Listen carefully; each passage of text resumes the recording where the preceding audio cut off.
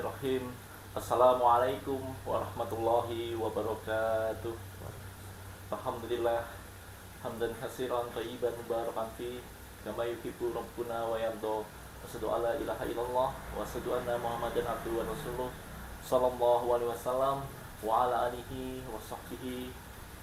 Amma ba'du. Ikhwatal Islam, ikhwatal iman, akramanallah wa iyyakum. Semoga Allah senantiasa memuliakan kita semua. Alhamdulillahirabbil alamin, syukur kepada Allah dengan afdhalus syukri. Pada kesempatan siang hari ini ana menyapa kembali antum semua penyimak channel ini.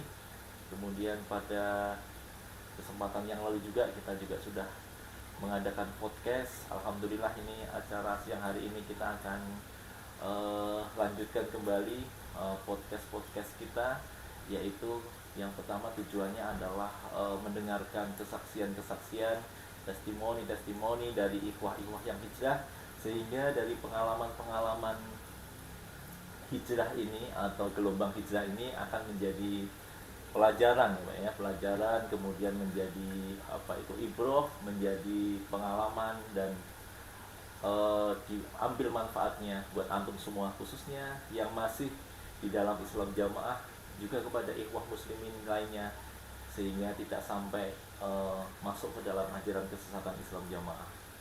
Baik, pada kesempatan siang hari ini ana menghadirkan lagi salah satu hijrawan. Nanti bisa kenalan sendiri, insya Allah pengalaman beliau cukup banyak di Islam jamaah.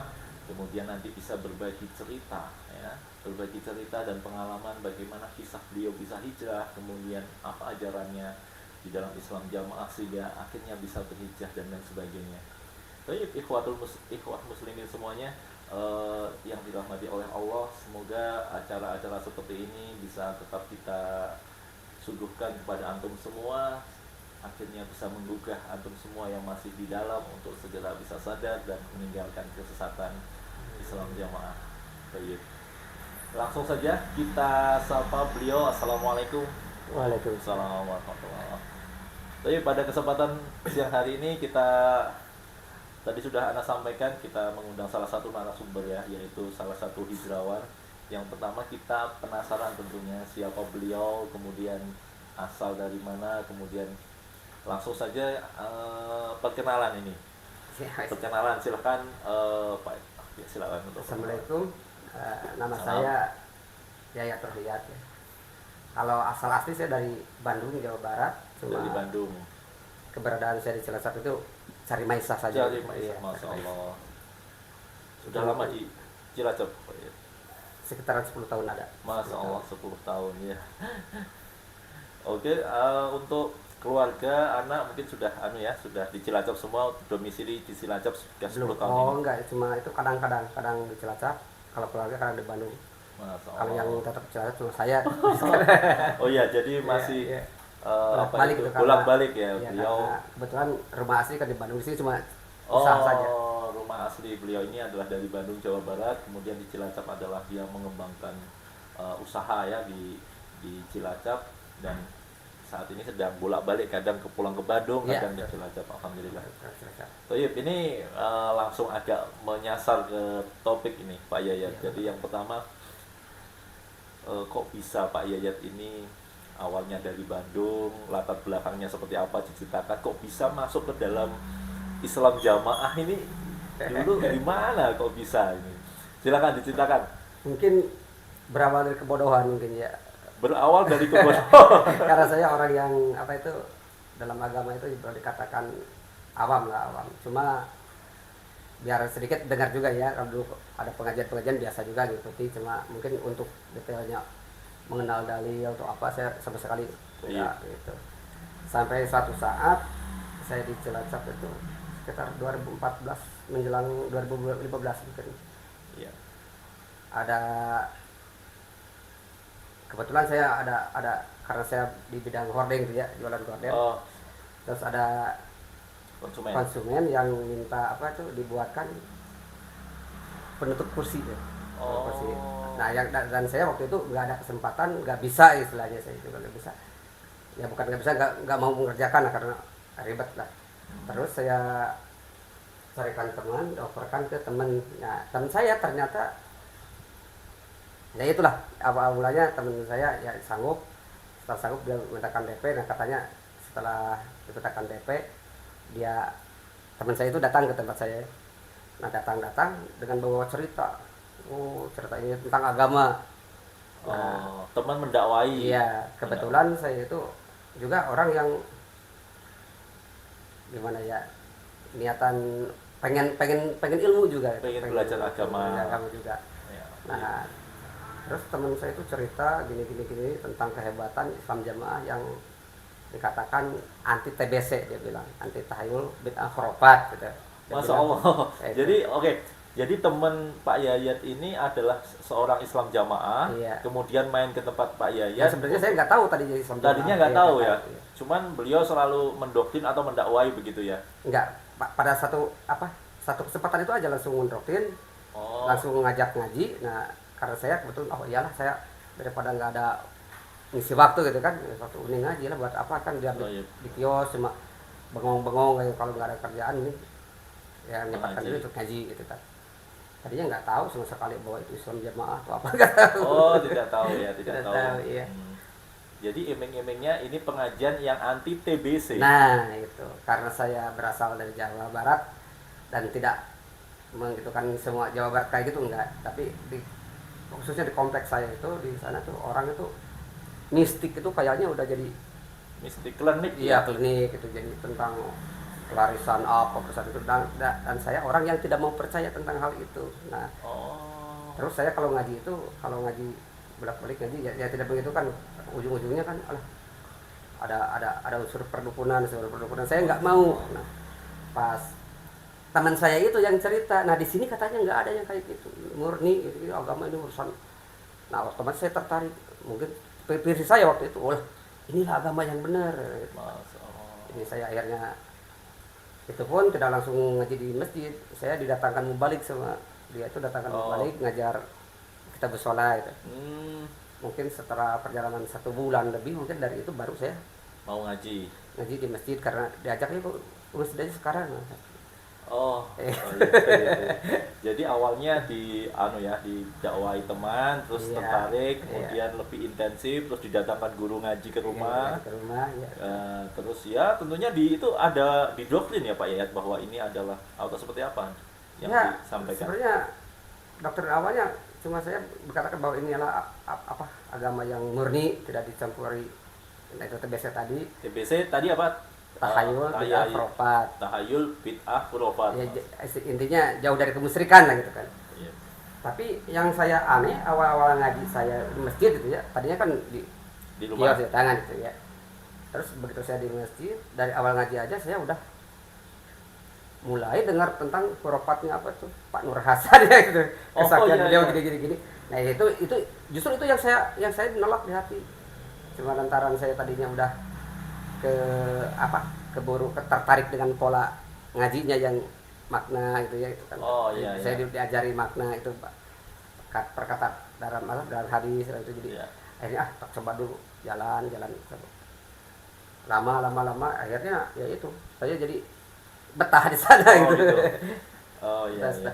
Meskipun sebenarnya istri saya waktu diajak pertama juga udah nolak istri saya, kok begini Pak, begini saya bilang jalani aja nanti kita kan ada pas saya nanya ke satu itu mau balik di Bandung itu, jalanin aja nanti juga tahu sendiri.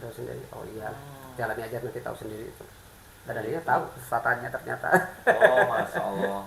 Jadi itu ya kisah Iya. awal beliau bisa masuk Islam Jamaah, ternyata ya dari amar ma'ruf ya istilahnya itu ada temannya yang mendakwai beliau, kemudian menyatakan bahwa ini agama yang murni, agama yang tidak kena TBC. TBC adalah tahayul, bid'ah, khurafat. Itu memang yang sering digembor-gemborkan di Islam Jamaah ya, di dalam bahwa ini adalah agama yang murni, tidak berbau syirik dan lain sebagainya.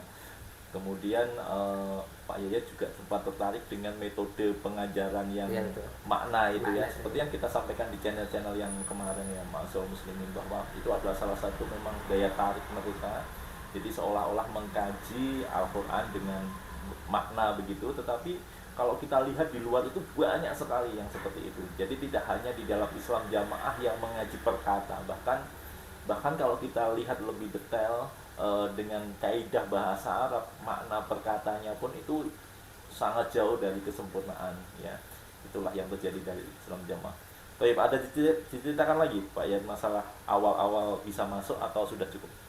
Kalau awal masuk mungkin itu cukup. Oh ya, jadi awalnya seperti itu sehingga Pak Yayat akhirnya mengajak istri dan anak juga untuk mengaji di situ ya. Nah itu mengajak istri dan anak, cuma memang ternyata pengetahuan agamanya mungkin lebih bagus istri saya karena dia biasa rutin ngaji di Bandung gitu. Jadi begitu ngaji di dalam hari itu dia juga senang masalah memaknai kayak gitu, tapi untuk keterangannya yang pertama istri saya menolak waktu ada ya istilahnya pengkafiran umat di luar golongan itu kan, di luar pengkafiran ya, iya, takfiri, paham takfiri itu.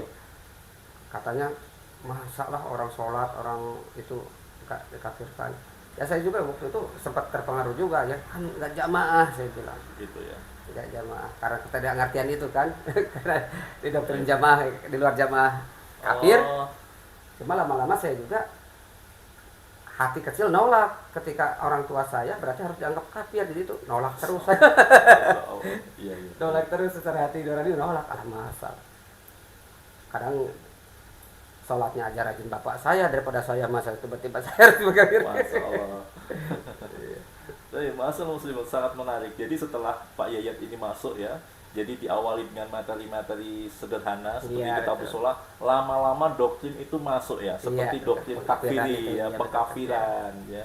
Kemudian ibunya atau istrinya Pak Yayat ini kan sudah ada ilmu agama sebelumnya, sempat memberontak begitu. Bagaimana kita mengkafirkan umat Islam di luar begitu ya, bahkan orang tuanya sendiri, masya Allah. Itulah yang terjadi Pak Yayat. Kita semua adalah korban dan mantan ini kan sudah memang tahu betul yang ada di dalam, sehingga pengalaman-pengalaman mantan seperti ini bisa kita jadikan yang menyimak channel ini menjadi pengalaman maupun sebagai pengetahuan bagaimana membentengi di Islam jamaah. Nah, kemudian ini ada pertanyaan ini. Jadi setelah Pak Yayat masuk di Islam jamaah, nah sekarang kan Pak Yayat ini sudah bisa berhijrah nih, artinya sudah meninggalkan Islam jamaah, paham Islam jamaah. Itu awalnya bagaimana kok bisa berhijrah? Nah itu seperti tadi ya, saya itu berasal dari orang yang menolak tentang klinik ya. Klinik. Saya ngaji di Islam jamaah, awal ngaji aja ternyata udah disuguhkan hal-hal bau klinik lah itu, tentang kesaktian Pak Nur Hasan yang bisa ini bisa itu. Saya bilang kalau gitu apa bedanya dengan di luar. Cuma karena tadi saya bilang rasa penasaran, saya jalan terus. Lama-lama itu puncaknya itu saya keluar itu, memutuskan keluar itu qadarullah, anak saya tuh, saya punya anak bungsu. Lahir dengan keadaan ada kelainan jantung gitu ya. Oh iya. Dengan ada kelainan jantung.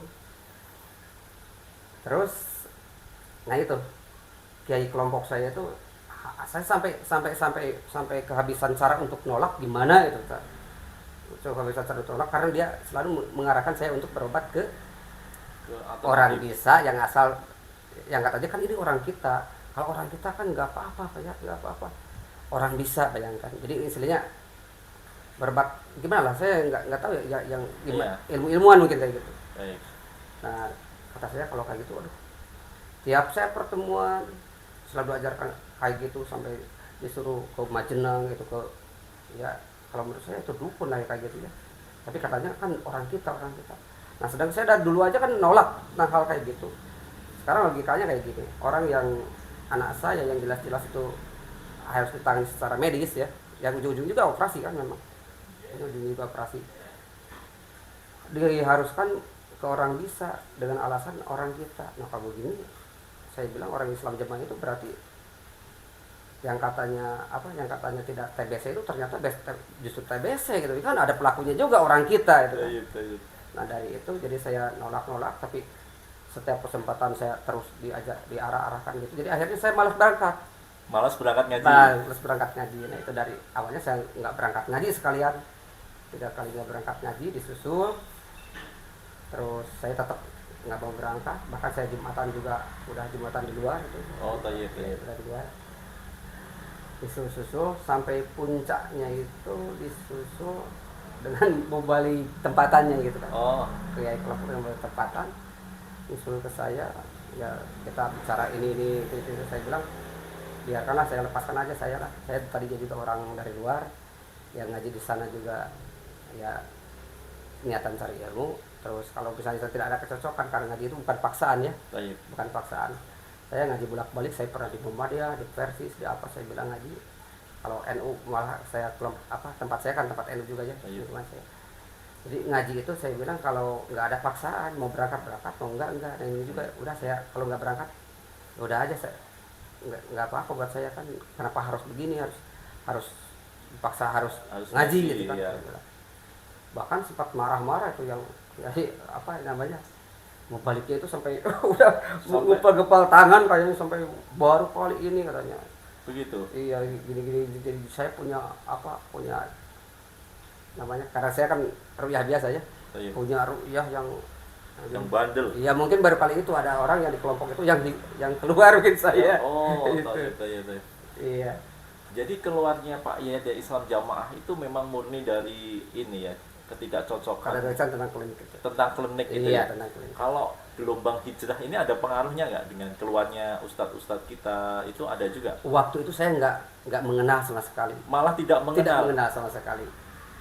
Jadi karena tadi itu ya, saya kan ada intimidasi gitulah dikit. Terus kebetulan anak saya yang paling besar itu kan, yang dari kecil saya ajak ngaji di Islam Jamaah itu. Nah, begitu saya udah nggak ngaji, mungkin ada pengaruh-pengaruh dari pihak sana bahwa saya itu murtad, kafir atau gimana. Akhirnya anak saya kabur dari rumah, meninggalkan saya dengan niatan katanya cari surga. Masya Allah. Nah itu, niatan cari surga. Sampai saya mempertahankan itu sampai ya, tapi alhamdulillah ujung-ujungnya bisa diambil lah sama saya ambil ya pakai perwakilan bibinya, sama bibinya. Kalau sama saya asli mungkin malah tambah jadi berantem gitu. Oh begitu. Ya, jadi sama bibinya diambil. Nah jadi itu penolakan saya di bidang itu. Adapun tentang pengaruh hijrah, gelombang hijrah itu saya merasa sendiri malah. Merasa sendiri bagaimana? Merasa sendiri. Saya tuh merasa apa ada orang yang keluar dari RI selain saya? Yang sampai-sampai saya diperlakukan kayak gini gitu kan. Jadi saya cari-cari, akhirnya buka Facebook. Terus saya cari-cari, waktu itu tinggal klik aja itu ya, nyari itu, cari grup, Facebook, ya, cari grup, cari grup terutamanya grup itu ya, grup di Facebook ya. Ketemu langsung saya masuk. Nah dari situ saya mulai terima itu banyak keluhan ini keluhan itu, dan yang lebih parah dari saya malah. Oh, gitu. Terus itu tentang ajaran-ajaran kesesatannya itu justru saya yang dulunya saya nggak begitu mengenal, karena saya kan awam agama ya, jadi tayunya itu Quran hadis yang dikaji. Tapi untuk pembelensengan saya juga nggak mengenal banget. Cuma saya tidak cocok dalam klinik tadi. Klinik tadi. Tapi ujung-ujungnya alhamdulillah saya kalau gitu keluar, ternyata begitu keluar saya buka-buka rujukan kayak itu, oh ternyata lebih sesat daripada apa? Daripada yang saya ketahui dari klinik. Ini sangat menarik ya dari obrolan dengan Pak Yayat ini. Beliau ini hijrah itu murni karena melihat praktek perdukunan. Nah, itu. Praktek klinik yang di dalam Islam Jamaah. Nah, ini yang sangat menarik. Kemudian berkaitan dengan gelombang hijrah, terutama yang dari pemahaman yang benar dari ustadz-ustadz kita, justru Pak Yayat ini malah baru terakhir ya, ikut ya terakhir mengetahui kesesatan secara akidahnya ya. Setelah saya keluar. Setelah Pak Yayat ini keluar, tetapi hal yang paling membuat beliau keluar adalah murni karena melihat bahwa di dalam Islam Jamaah itu ada praktek perdukunan, praktek klinik, kemudian ada kisah dari muasisnya ya. Dalam hal ini adalah pendirinya Islam Jamaah itu sudah dikisahkan seperti sosok yang sangat sangat sakti, kemudian sangat merupakan seperti mempunyai karomah dan lain sebagainya. Itu yang membuat Pak Yayat ini akhirnya berhijrah. Memang dari awalnya dia sangat menghindari praktek-praktek kesehatan. Saya orang yang tidak senang dengan klinik, tetapi ternyata di dalam jamaah tuh ada kliniknya juga, bahkan tadi ya anaknya Pak Yayat itu berobat harus Iya, ke harus ke orang orang kita yang pintar yang orang di dalam Islam jamaah ya. Jadi ini hanya kamuflase. Iya, iya. Beliau adalah praktisi supranatural dalam arti dukun, tetapi dukun yang jamaah itu dihukumi di Islam jamaah itu tidak sirik, tidak dukun seperti itu. Toyib. Masya Allah. Jadi ini lah sekarang kalau Pak Yayat dengar ini berita-berita akhir-akhir ini testimoni juga yang kemarin yang sedang viral, ternyata dibuka bahwa di dalam Islam jamaah itu apa itu ada kesyirikan, ada pasang susu, kemudian malah kemarin ada juga yang karena ada gelombang hijrah yang banyak, dia mau menyantet nih orang nomor satu di Islam jamaah mau menyantet ustadz-ustadz kita lainnya. Tanggapannya seperti apa, Pak Yayat? ya buat saya tuh Sangat sangat apa tuh ya, memang dari awal juga kata saya juga udah dari tadi juga saya keluar juga karena unsur itu. Ternyata setelah disuguhkan itu, oh berarti tambah bobrok lagi gitu, tambah bobrok lagi berarti. Iya.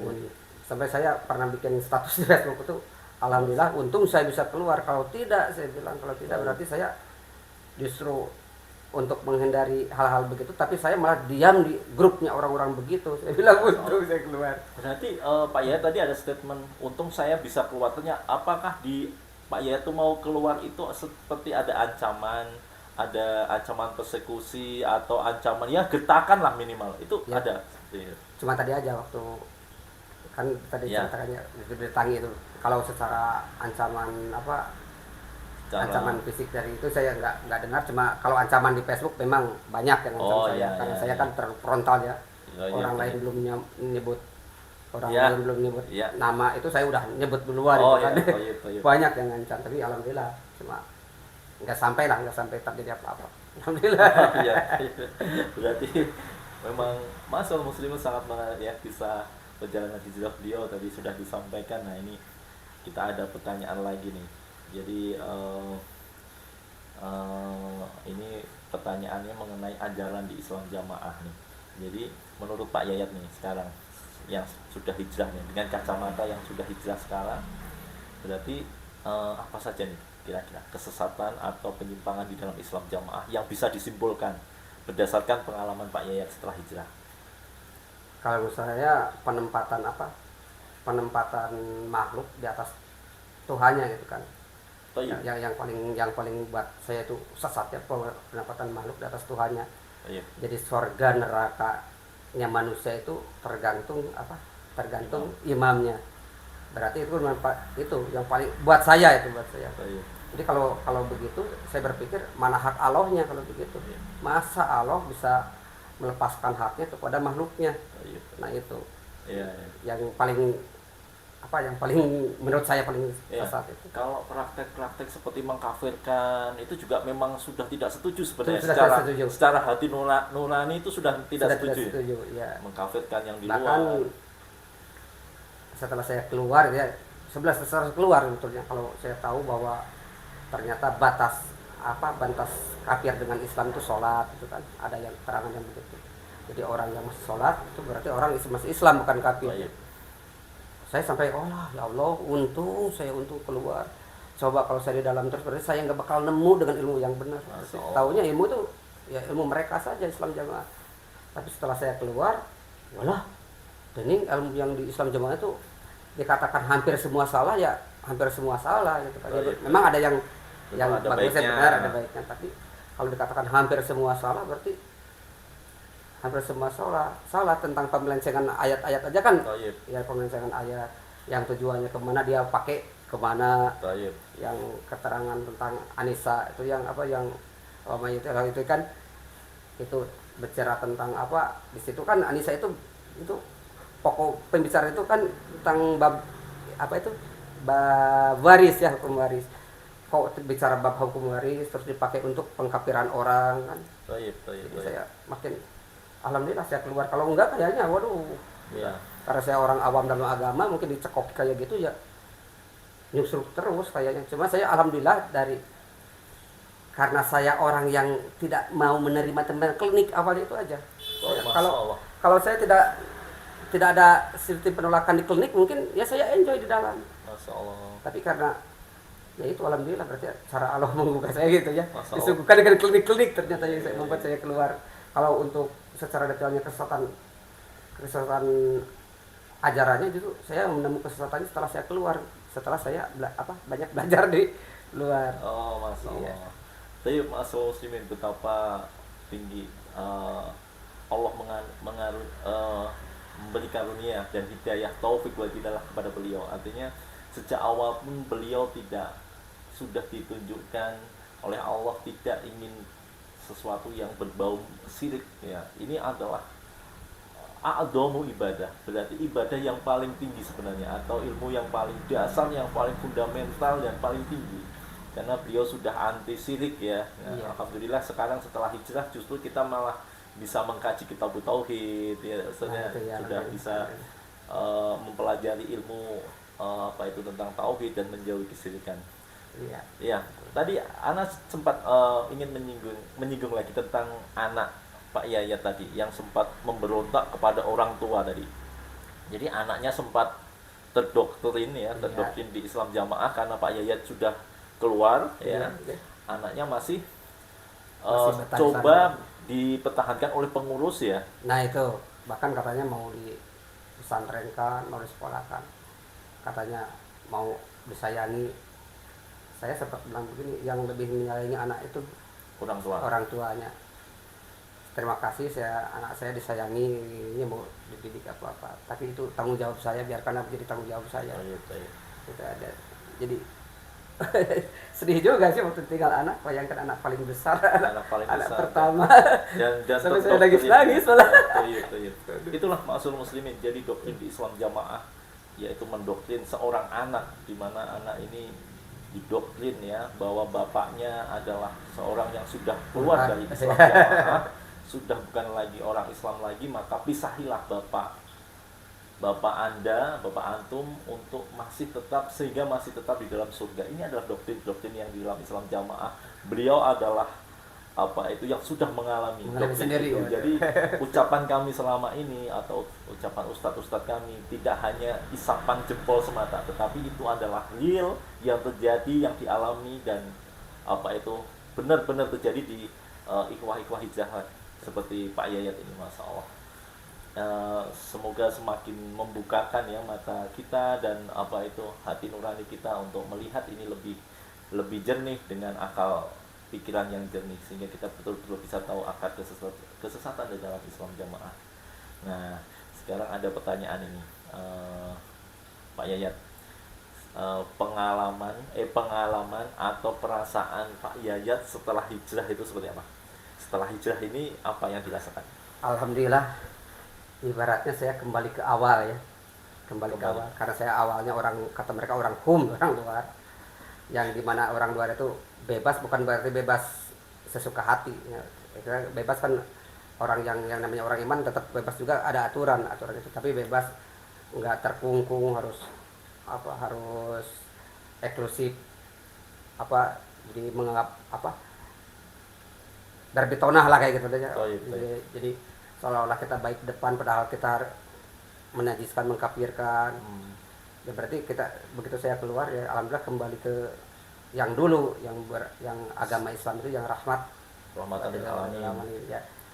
Alhamdulillah jadi plong gitu, jadi nggak ada rasa gimana. Kalau dulu kan selalu waktu di sana sampai ngalami sendiri itu, kalau pulang dari Cilacap ke Bandung di perjalanan itu sholat aja ribet, harus cari masjid mereka itu kan.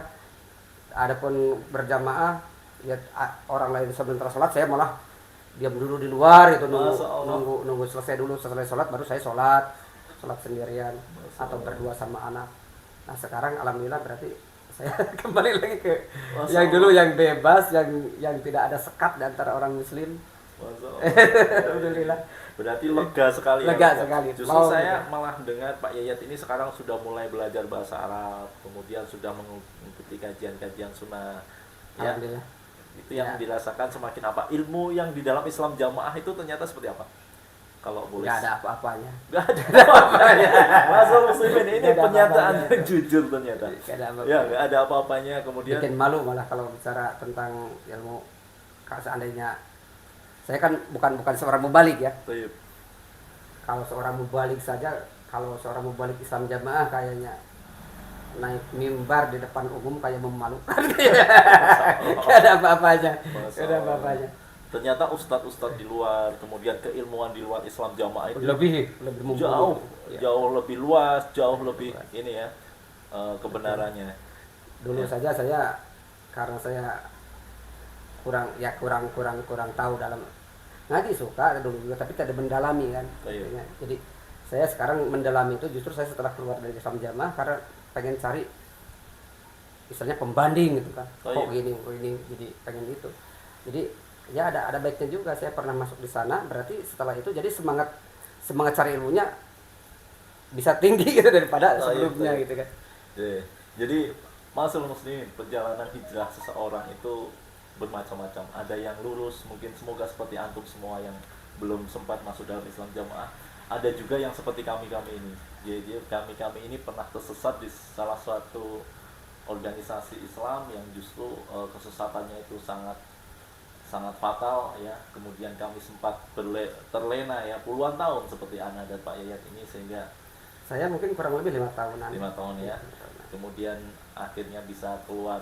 Nah, ini menjadi satu pengalaman tersendiri, dan harapan kita sekarang Pak Yayat ya, kita jangan sampai tersesat untuk kedua kalinya. Amin. Ya. Itu yang harus kita perhatikan setelah hijrah ini. Kita harus tambah mencari ilmu, kemudian mencari pemahaman Islam dengan pemahaman yang benar ya. Kemudian kalau anak dan istri sekarang sudah berhijrah semua. Alhamdulillah. Jadi biar memang kalau anak itu agak sulit juga mungkin secara begitu keluar jadi hasrat untuk cari ilmunya mungkin kayaknya habis. Oh ya, masih ada trauma. Masih ada trauma. Nanti coba kita maintain sedikit-sedikit, mulai diajak, dikenalkan ilmu yang ada di luar, karena memang bertahun-tahun hanya ilmunya seperti itu saja, dan kesannya seperti terkungkung dalam suatu doktrinasi tertentu, sehingga mau belajar di luar setelah berhijrah itu ada perasaan masih canggung, masih apa itu nanti seperti apa.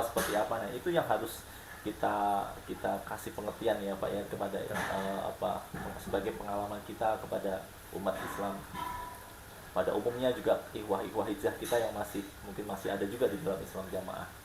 Baik, alhamdulillah. Jadi semua keluarga sudah terbebas alhamdulillah Islam Jamaah, dan bahkan awal saya masuk Islam Jamaah aja kedua orang tua dari baik mertua maupun keluarga saya juga nolak terus, kalau bisa kembali lagi nak, jangan gitu, cari lagi beragama itu lah harus selektif katanya. Jadi karena waktu itu saya kan udah mulai terpengaruh juga ya gitu. Orang tua saya itu yang notabene-nya ya katanya dulu pernah pesantren juga, jadi begitu dengar saya gini-gini dia nolak. Sampai cuma ya itu qadarullah, saya keluar lagi dari permintaan orang tua saya supaya keluar lagi, jangan gitu mengikuti Islam Jamaah itu. Ya alhamdulillah saya bisa keluar mungkin dari doanya beliau juga, cuma sekeluarnya saya itu setelahnya orang tua saya justru udah nggak ada. Itu masalah. Kalau seandainya saya keluar di masa-masa orang tua saya masih ada mungkin ya betapa senangnya itu. Cuma saya ya tapi ini juga udah alhamdulillah lah bisa keluar. Jadi semoga Allah memberi hidayah, memberi anugerah surga kepada Bapak dan Ibu Pak Yayat, dan sekarang tentunya mereka sudah lega. Sisa ibu saya masih ada, Bapak yang Ibu sudah lega juga, Ibu sudah lega karena sudah bisa keluar dari doktrin kesesatan Islam Jamaah. Masyaallah. Ya, baik. Cerita yang sangat mengharukan. Beliau sempat meneteskan air mata ini mengenang bagaimana nasihat orang tuanya melihat anaknya dulu yang sempat masuk ke dalam Islam Jamaah, sedangkan bapaknya ini tahu mengenai bagaimana ajarannya, mungkin ya kesesatan ajaran yang di dalam Islam Jamaah. Nah, ini memang salah satu perjalanan hidup yang mungkin Allah takdirkan kepada kami ini yang dulu sempat tersesat di dalam Islam Jamaah. Begitu juga Ana juga bapak juga sudah meninggal ya, tahunnya juga anak juga masih di dalam Islam Jamaah. Jadi semoga perjuangan kita seperti ini Pak Yayat, jadi kita mencari pulihan dosa juga, karena kita dulu tempat dalam kesesatan, dan sekarang kita mendakwahkan kesesatan itu agar ikhwah muslimin yang lainnya tidak sampai masuk ke dalam Islam Jamaah, dan menasihati juga kepada ikhwah muslim Islam Jamaah yang masih tersesat di dalam sehingga bisa segera berhijrah. Baik, nah ini pertanyaan terakhir ini Pak Yayat. Nasihat antum kepada yang masih di dalam Islam Jamaah apa? Kemudian nasihat kepada pesan kepada umat Islam, umat Islam pada umumnya. Silahkan menghadap kamera karena ini nasihat. Pesan saya buat yang masih di dalam Islam Jamaah, mungkin saya bukan orang yang pintar dalam agama, yang mengenal dalil-dalil luas, tapi yakinlah kita dikasih sama Allah itu akal dan pikiran. Jadi logika saja yang dipakai. Masa misal gini, surga nerakanya kita itu kok tergantung manusia yang namanya imam. Kalau ada imam bisa surga, kalau nggak ada imam neraka. Hak Allahnya di mana itu aja gampang sebenarnya, gampang sekali asalnya bagaimana. Terus ada pun yang masih di luar, yang bukan, yang berasal dari luar, yang belum masuk ke Islam Jamaah, jangan sampai mengenal satu sekalipun, jangan sampai mengenal, dan penasaran jangan penasaran pengen tahu jangan. Nanti kalau masuk dari rasa penasaran itu, kalau kita langsung dapat kecocokan karena pola pengajarannya yang enak, menurut saya enak pola pengajaran tadi, justru itu awal Anda akan disesatkan gitu aja. Itu Masya Allah. Jadi terus saya pernah dengar ini, jadi antum ini kan ada bisnis gorden ya, mas kemana-mana. Nah sekarang saya pernah dengar antum ini kalau masang gorden di apa itu, di konsumen itu juga sambil berdakwah ya. Berdakwahnya seperti apa? Bukan berdakwah, tempatnya saya suka nanya apa, misalnya Anda berorganisasi di apa secara agamaan gitu. Begitu. Oh ya, begitu tahu bukan di Itu Islam Jamaah, baru saya langsung tuk. Alhamdulillah, saya bilang, jangan sampai Anda mengenal ajaran Islam Jamaah, karena saya adalah orang yang pernah terjerumus di dalamnya. Jadi di dalamnya ternyata kesesatannya banyak sekali. Saya bilang gini, dan orang-orang rata-rata yang dulu saya kira orang-orang nggak tahu, ternyata orang yang nggak mau masuk itu padahal rata-rata udah tahu. Iya mas, memang saya tahu dari dulu. Tahu dari dulu. Ada yang belum tahu, ada juga yang bilang alhamdulillah dikasih tahu mas. Tapi kebanyakan rata-rata orang yang begitu saya buka tentang itu, rata-rata banyak yang tahu ternyata. Masya Allah ya. Iya. Jadi ini adalah salah satu cara beliau dakwah juga. Jadi beliau ini adalah salah satu bisnis gorden ya, dimana sering kunjungan ke konsumen begitu. Setiap beliau kunjungan ini selalu beliau mendakwahkan tentang kesesatan Islam Jamaah. Ini benar-benar sesuatu yang luar biasa menurut ana ya. Jadi apa itu, beliau mendakwahkan kesesatan di sesuatu organisasi yang dulu pernah beliau naungi, sehingga umat Islam yang lain tidak sempat masuk ke dalam Islam Jamaah. Jangan sampai masuk ke dalam Islam Jamaah karena sudah seperti itu tingkat kesesatannya Pak Yayat ya. Iya. Masya Allah, ma'asyiral muslimin, semoga acara ini, ngobrol santai kita ini tadi sangat banyak pengalaman beliau, kemudian apa itu, sharing beliau. Tentunya kami sebagai mantan-mantan Islam Jamaah ini juga tidak mau tersesat kedua kali ya. Jadi kita mencari pemahaman yang benar ya, sesuai dengan pemahaman 3 generasi unggulan, yaitu Qurun Mufadalah. Rasulullah SAW sudah dalam satu hadis, man ya'is minkum fasayarah tilafan katsira fa alaikum bisunnati wa sunnatil khulafa'ir rasyidin al mahdiyyin wa adu 'alaiha binawajid wa iyyakum bi muhdatsatil umur fa kullu bid'atin dolalah wa kullu dolalatin finnar. Artinya setelah kepergianku, setelah masa di mana Nabi meninggal, akan dijumpai banyak ikhtilaf ya, banyak perselisihan yang banyak. Nabi berpesan adalah fa'alaikum bisunnati, maka tetapilah sunnahku, wa sunnatil khulafa'ir rasyidin, dan sunnah sahabat-sahabatku atau asal sahabat-sahabatku. Wa adu alaiha, dan gigitlah sunnah-sunnah itu binawajid, dengan gigi geraham yang kuat, ya. Artinya kita benar-benar menetapi sunnah-sunnah Nabi, Al-Quran dan sunnah-sunnah Nabi dengan gigitan yang kuat, ya. Dan kita menjauhi perkara-perkara yang baru, perkara-perkara bid'ah, karena bid'ah adalah menuju kepada neraka.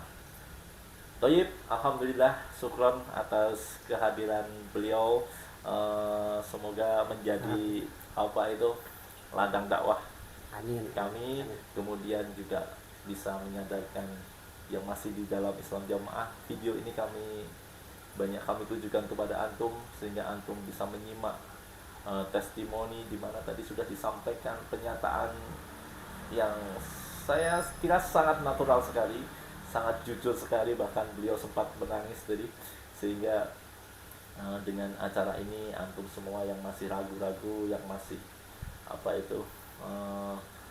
ingin keluar dan lain sebagainya, segera mantapkanlah untuk berhijrah, karena menunda berhijrah akan merugikan diri antum dan keluarga. Wassallallahu ala Muhammad wa ala alihi wa sahbihi wasallam, wa akhiru da'wana alhamdulillahi rabbil alamin. Subhanaka wa bihamdika asyhadu an la ilaha illa anta astaghfiruka wa atubu ilaik.